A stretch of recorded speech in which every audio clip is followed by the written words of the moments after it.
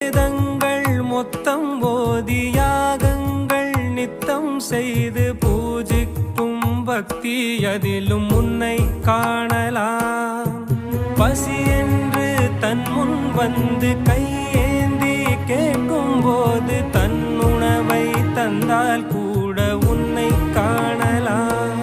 உன்னை காண பல கோடி இங்கு வாரி இறைக்கிறார்கள்.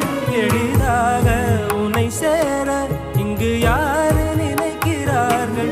அலங்காரம் அதில் நீ இல்லை, அகங்கார மனதில் இல்லை.